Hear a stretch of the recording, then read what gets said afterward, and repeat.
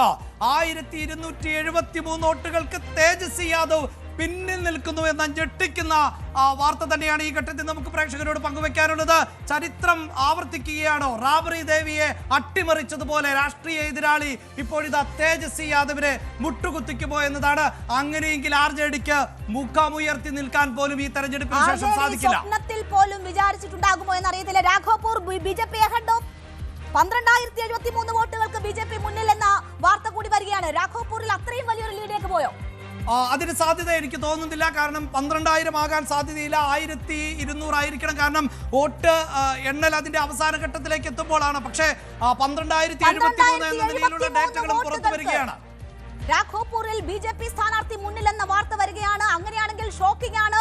വലിയ ഒരു മാർജിനിൽ തേജസ്വിയുടെ തോൽവി രാഘോപൂരിൽ സംഭവിക്കുന്നുവെങ്കിൽ അത് വല്ലാത്ത അവസ്ഥയായിരിക്കും. RJDയെ സംബന്ധിച്ച് മുഖം നഷ്ടപ്പെടുന്ന ഒരു അവസ്ഥ കൂടി ഉണ്ടാവുകയാണ്. ബീഹാർ പാടെ തള്ളിക്കളഞ്ഞിരിക്കുന്നു മഹാഗഡ്ബന്ധന് ഒരേ ഒരു മുഖമായിരുന്നു എടുത്തു പറയാനുണ്ടായിരുന്നത്. അത് തേജസ്വി യാദവിന്റെ മുഖമായിരുന്നു. ലാലു പ്രസാദ് യാദവിന്റെ മകൻ എന്ന ലേബലിൽ തന്നെ തേജസ്വി യാദവ് പ്രവർത്തനം 12,073 വോട്ടിന് തേജസ്വി പിന്നിലെന്ന്. കിരൺ, എന്താണ് രാഘോപൂരിൽ സംഭവിക്കുന്നത്? വന്ധ്യവയോധികനായ നിതീഷും ചെറുപ്പക്കാരനായ മുഖ്യമന്ത്രി സ്ഥാനാർത്ഥി തേജസ്വിയും തമ്മിലുള്ള ഏറ്റുമുട്ടലാണ് ബീഹാറിൽ നടന്നതെങ്കിൽ ആ ഏറ്റുമുട്ടലിൽ അമ്പേ പരാജയപ്പെട്ടിരിക്കുകയാണോ തേജസ്വി? അങ്ങനെ തന്നെ പറയണം. തേജസ്വിനി രാഘോപൂരിൽ വിജയിച്ചാലും പരാജയപ്പെട്ടാലും സ്വാഭാവികമായും തേജസ്വിയുടെ പരാജയം തന്നെയാണ്. തേജസ്വി നിതീഷ് കുമാറിന് ശേഷം ബീഹാർ രാഷ്ട്രീയം നിയന്ത്രിക്കുന്ന പ്രധാനപ്പെട്ട നേതാവായിട്ടൊക്കെ ഉയർന്നു വന്നു എന്നൊക്കെ പ്രതീക്ഷിച്ചെങ്കിലും അത്തരം ഉയർച്ച ഉണ്ടായിട്ടില്ല. 2005 വരെ ബീഹാറിനെ സംബന്ധിച്ചിടത്തോളം 15 വർഷത്തോളം ഏറ്റവും പ്രധാനപ്പെട്ട നേതാവ് 20 വർഷത്തോളം ഇരുന്നത് ലാലു പ്രസാദ് യാദവ് ആണെങ്കിൽ 2005 ആദ്യം ഇതിനിടയ്ക്ക് ഒരു തവണ മുഖ്യമന്ത്രിയായെങ്കിലും 7 ദിവസം മാത്രമേ നിതീഷിന് തുടരാൻ കഴിഞ്ഞുള്ളൂ. 2005 അധികാരത്തിലേറിയ ശേഷം അദ്ദേഹത്തിനെ സംബന്ധിച്ചിടത്തോളം ഈ 2025 വരെയും കഴിഞ്ഞ 2 പതിറ്റാണ്ട് കാലം ബീഹാറിന് ഒരേ ഒരു നേതാവേ ഉണ്ടായിട്ടുള്ളൂ, അത് നിതീഷ് കുമാറാണ്. ഇതിനിടെ 2014 ലോക്സഭാ തെരഞ്ഞെടുപ്പിലെ ദയനീയ പരാജയത്തിന് ശേഷം നിതീഷ് കുമാർ മുഖ്യമന്ത്രി സ്ഥാനത്ത് നിന്ന് മാറി നിതിൻ റാം മാഞ്ചിയെ ഇടയ്ക്ക് കുറച്ചു കാലത്തേക്ക് മുഖ്യമന്ത്രിയാക്കിയിരുന്നു. 1 വർഷത്തിൽ താഴെ മുഖ്യമന്ത്രിയായിരുന്നു. അതൊഴിച്ചാൽ ബാക്കി മുഴുവൻ കാലവും അവിടെ മുഖ്യമന്ത്രിയായിരുന്നത് നിതീഷ് കുമാർ തന്നെയാണ്. ഇതിനിടയിൽ പലതവണ മുന്നണികൾ മാറുമ്പോഴും നിലപാടുകൾ മാറുമ്പോഴും രാഷ്ട്രീയം മാറുമ്പോഴും അവിടുത്തെ സുശാസൻ ബാബു എന്ന അവർ സ്നേഹത്തോട് വിളിക്കുന്ന ആദരവോട് വിളിക്കുന്ന മെക്കാനിക്കൽ എഞ്ചിനീയർ കൂടിയായ നിതീഷ് കുമാറിന് ബീഹാറിലെ ജനതയ്ക്ക് മേൽ അത്രമേൽ സ്വാധീനം ഈ പ്രായത്തിലുണ്ട് എന്നുള്ളതാണ് ഏറ്റവും പ്രധാനം. 12,073 വോട്ടുകൾക്ക് തേജസ്വി പിന്നിലെന്ന വിവരമാണ് CNN പുറത്തുവിട്ടുകൊണ്ടിരിക്കുന്നത്. അത്രയും വലിയ ഒരു ഗ്യാപ്പ് ഉണ്ടാക്കുന്ന തരത്തിലേക്ക് വോട്ടിംഗ് മുന്നോട്ട് പോയിട്ടുണ്ടോ? അത് നമുക്ക് അങ്ങനെയാണെങ്കിൽ ഒരു തോൽവിയിലേക്ക് തന്നെ പോകുന്നു എന്ന് പറയേണ്ടി വരുമോ? അതിന്റെ ഒരു ആധികാരികത ഒന്നുകൂടി പരിശോധിക്കേണ്ടതുണ്ടോ? രേണുക, ഇപ്പോൾ നമുക്ക് ആ വോട്ടിംഗ് കേന്ദ്രത്തിൽ നിന്ന് ലഭ്യമാകുന്ന വിവരങ്ങളുടെ അടിസ്ഥാനത്തിലാണ് ഇത്തരം റിപ്പോർട്ടുകളൊക്കെ നൽകുന്നത്. ഇതിന് ഇനിയും അനന്തര റൗണ്ടുകൾ ഇനിയും എണ്ണിത്തീരാനുണ്ട്. 5-6 റൗണ്ടുകൾ കൂടി ഇനിയും എണ്ണിത്തീരാനുണ്ട്.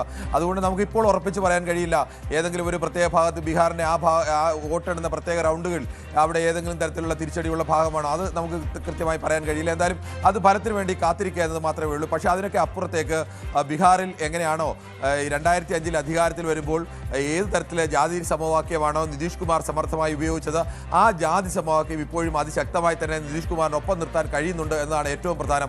നിതീഷ് കുമാറിന് മുമ്പ് വരെ ഉണ്ടായിരുന്നത് OBC സമുദായത്തെ, യാദവ് OBC ആണ്, അതടക്കം വരുന്നത് OBC സമുദായത്തിന് വലിയ പിന്തുണ, ഒപ്പം തന്നെ ഭഗൽപൂർ കലാപത്തിന് ശേഷം ലാലുവിനുണ്ടായ വലിയ മുസ്ലിം പിന്തുണ. ആ 2 മാസത്തിനിടയിൽ 1000-ഓളം ആളുകളൊക്കെ മരിച്ച കലാപമാണ്. അവിടെ ലാലു പ്രസാദ് യാദവിനെ പോലെ ഒരു യുവ നേതാവ് എടുത്ത സ്റ്റാൻഡ് ഒക്കെ ഏറ്റവും പ്രധാനമായിരുന്നു. ആ സ്റ്റാൻഡോടുകൂടി കിട്ടിയ ഈ 2 മുസ്ലിം പിന്തുണ പ്ലസ് അതോടൊപ്പം തന്നെ പിന്നാക്ക വിഭാഗങ്ങളുടെ പിന്തുണ, അവിടെ നിന്നാണ് പിന്നാക്ക വിഭാഗങ്ങളിലെ പിന്നാക്കക്കാരായ മനുഷ്യരെയും മുസ്ലിമിലെ പിന്നാക്കാരായ മനുഷ്യരെയും എക്സ്ട്രീംലി ബാക്ക്വേർഡ് എന്ന് പറയുന്ന ഒരു പുതിയ വിഭാഗത്തെ അടർത്തിയെടുത്തുകൊണ്ട് നിതീഷ് കുമാർ ഒരു പുതിയ ജാതി സെൻസസ് അല്ലെങ്കിൽ ജാതി സമവാക്യം രൂപപ്പെടുത്തിയത്. അത് ഏകദേശം 36% വരും എക്സ്ട്രീംലി ബാക്ക്വേർഡ് എന്ന് പറയുന്നത്. ആ എക്സ്ട്രീംലി ബാക്ക്വേർഡ് എന്ന് പറയുന്നത് 36% ഇപ്പോഴും നിതീഷ് കുമാറിനെ സംബന്ധിച്ച ഏറ്റവും വലിയ ശക്തിയായി നിൽക്കുന്നത്. അതിനൊപ്പമാണ് അവിടെ ഇപ്പോൾ രാംവിലാസ് പാസ്വാൻ, ഇപ്പോൾ ചിരാഗ് പാസ്വാൻ നയിക്കുന്ന രാഷ്ട്രീയ ലോക് ജനശക്തി പാർട്ടി വരുന്നു, LJP വരുന്നു. LJPയെ സംബന്ധിച്ച് 9% വരുന്ന ദളിത് വോട്ടുകളുടെ വലിയ പിന്തുണയുണ്ട്. എന്ന് മാത്രമല്ല LJPയുടെ പ്രത്യേകത, LJPക്ക് വോട്ട് ബാങ്ക് ഉള്ള സ്ഥലങ്ങൾ മണ്ഡലങ്ങളിൽ അവരുടെ കോൺസെൻട്രേഷൻ, ആ വോട്ട് ബാങ്കിൻ്റെ കോൺസെൻട്രേഷൻ കൂടുതലാണ്. അതുകൊണ്ട് തന്നെ പല മണ്ഡലങ്ങളിലും അവർക്ക് ജയവും പരാജയവും നിശ്ചയിക്കാനും ഒക്കെ നിർണായകമായ ഫാക്ടറാണ്. കഴിഞ്ഞ തവണ നിതീഷിന് തിരിച്ചടിയായതും അതുതന്നെയാണ്. ആ 9% കൂടി വോട്ട് ബാങ്ക് കൂടി ഈ സ്വാഭാവികമായും ഈ 36-നൊപ്പം ചേരുന്നു. അതിനുമേലെയാണ് പിന്നീട് ഇപ്പോൾ 50-ൽ താഴേക്ക് ഇന്ത്യ മുന്നണിയുടെ ലീഡ് പോയിരിക്കുകയാണ്. 190-ലേക്ക് NDA അവരുടെ ലീഡ് ഉയർത്തുന്ന സാഹചര്യം. ഒരു എക്സിറ്റ് പോളിന് പോലും പ്രവചിക്കാൻ പറ്റാതിരുന്ന ഹൈറ്റിലേക്ക് NDAയുടെ ലീഡ് പോകുന്നതാണ് നമ്മൾ കാണുന്നത്. 50-ൽ താഴെ സീറ്റിലേക്ക് ഇന്ത്യ മുന്നണിയുടെ ലീഡ് കുറയുന്നു. പ്രേക്ഷകർക്ക് വളരെ കൃത്യമായുള്ള ഇൻഫോ നൽകാനുള്ളത് തേജസ്വി യാദവ് പിന്നിലെന്ന ആ ഡേറ്റ തന്നെയാണ്. അല്പസമയം മുമ്പ് വന്ന ആ ഗ്രാഫിക്സ് തന്നെയാണ് ഈ മണിക്കൂറുകളിൽ ഏറ്റവും പ്രധാനപ്പെട്ടതായി നമുക്ക് പങ്കുവെക്കേണ്ടതായി വരുന്നത്. തേജസ്വി യാദവ് എന്ന നേതാവ് പിന്നിലേക്ക് പോകുന്നു ഒരു ഘട്ടത്തിൽ എന്നുള്ളതാണ്.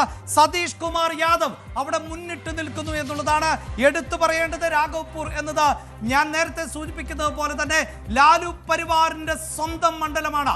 ലാലു പ്രസാദ് യാദവിനെ വിജയിപ്പിച്ച് നിയമസഭയിലേക്ക് അയച്ചിട്ടുള്ള മണ്ഡലമാണ്. ലാലു പ്രസാദ് യാദവിന് നേരെ അഴിമതി ആരോപണങ്ങൾ നേരിട്ട പശ്ചാത്തലത്തിൽ ഭാര്യയായ റാബറി ദേവിയെ മത്സരിപ്പിച്ച് വിജയിച്ച മണ്ഡലമാണ് രാഘവ്പൂർ എന്നത്.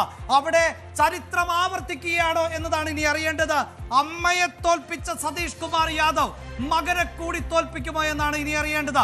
2010-ൽ റാബറി ദേവിയെ ഞെട്ടിപ്പിക്കുന്ന തരത്തിൽ കീഴടക്കിയ സതീഷ് കുമാർ യാദവ് തലമുതിർന്ന BJP നേതാവിനെയാണ് ഇക്കുറിയും തേജസ്വി യാദവിന് എതിരെ BJP അവിടെ സതീഷ് കുമാർ വിജയിച്ചു കയറുമോ? ഇപ്പോഴത്തെ വോട്ട് നില കൃത്യമായ ഒരു മെജോറിറ്റി ആണോ എന്നതിൽ വ്യക്തതയില്ല. പക്ഷേ ഒരു ഘട്ടത്തിലെങ്കിലും സതീഷ് കുമാറിന് RJDയെ വിറപ്പിക്കാൻ സാധിക്കുന്നു, തേജസ്വി യാദവിനെ വിറപ്പിക്കാൻ സാധിക്കുന്നു. അവർക്കൊരു ശക്തനായ സ്ഥാനാർത്ഥി ഇല്ല എന്നത് വലിയ ഒരു ഡ്രോബാക്ക് ആണ്. അതിന്റെ ആ ഒരു സ്പേസിലേക്ക് ഒരു പക്ഷേ സതീഷ് കുമാറിന് എത്താൻ പറ്റുമോ എന്നത് നമുക്ക് കാത്തിരുന്ന് തന്നെ കാണാം. ഈ തേജസ്വിയെ കൂടി തോൽപ്പിക്കുകയാണെങ്കിൽ അവിടെ ചഞ്ചൽ സിംഗ് സ്ഥാനാർത്ഥിയായി നിൽക്കുന്നുണ്ട്, ജൻ സുരാജ് പാർട്ടിയുടേത്. അവിടെയാണ് വോട്ട് കട്ടർ എന്ന വിശേഷണം എടുത്തു പറയേണ്ടത്. അതായത് പ്രശാന്ത് കിഷോർ ആവർത്തിച്ച് പറയുന്നുണ്ട്, ഈ തെരഞ്ഞെടുപ്പിൽ ഞങ്ങൾക്ക് വിജയക്കൊടി പാറിക്കാൻ സാധിക്കില്ലായിരിക്കാം, 2 അക്കം കടക്കാൻ സാധിക്കില്ലായിരിക്കാം, പക്ഷേ വിജയ പരാജയങ്ങളെ നിശ്ചയിക്കുന്ന വോട്ട് കട്ടറായി ഞങ്ങൾ മാറുന്നു എന്നുള്ളത്. അവിടെ ചഞ്ചൽ സിംഗ് ആണോ ഈ വിധി നിർണായകമാകുന്നത്? ആ വോട്ട് കട്ടിംഗ് ഏത് പാളയത്തിൽ നിന്നാണ് എന്നതാണ് അറിയേണ്ടത്. ഇപ്പോഴിതാ JDU ആഘോഷം ആരംഭിച്ചു കഴിഞ്ഞിരിക്കുന്നു. വലിയ മേൽക്കൈ ആണ് JDU സഖ്യം ഇത്തവണ നേടിയിരിക്കുന്നത്. ഒരു പക്ഷേ NDA പോലും പ്രതീക്ഷിക്കാത്ത NDAയിൽ ഇതുവരെ BJP പ്രധാനപ്പെട്ട ഇൻഫർമേഷൻ കൂടി പറയാനുണ്ട്. ഈ വലിയ വിജയത്തിലേക്കൊക്കെ തന്നെയാണ് NDA നീങ്ങുന്നത്. പക്ഷെ അപ്പോഴും അവിടുത്തെ കണക്കുകൾ ആകെ 25-30 റൗണ്ടുകൾ എണ്ണാനുള്ളതിൽ 243-ൽ ഏകദേശം 210 മണ്ഡലങ്ങളിലും 5 റൗണ്ട് മാത്രമാണ് ഇപ്പോഴും പൂർത്തിയായിട്ടുള്ളത്. പക്ഷേ 5 റൗണ്ടിന്റെ ഫലം ചിലപ്പോൾ അവസാനം ഇങ്ങനെ തന്നെ ആവാം. പക്ഷേ ഇനിയും പകുതിയിലല്ല ഏകദേശം 75% വോട്ടുകൾ 25-30 റൗണ്ട് ഉള്ളതിൽ 5 റൗണ്ട് മാത്രമാണ് 210 സീറ്റുകളിലും പൂർത്തിയായിട്ടുള്ളത് എന്നതുകൂടിയുണ്ട്. ആ 5 റൗണ്ടിന്റെ ഫലമാണ് ഇപ്പോൾ തീർച്ചയായും അങ്ങനെ റൗണ്ടുകൾ ഇനിയും ബാക്കി ഉണ്ടാകാം. പക്ഷേ ഇതാ JDU ആഘോഷം തുടങ്ങി. കോൺഗ്രസ് തോൽവി സമ്മതിച്ചു.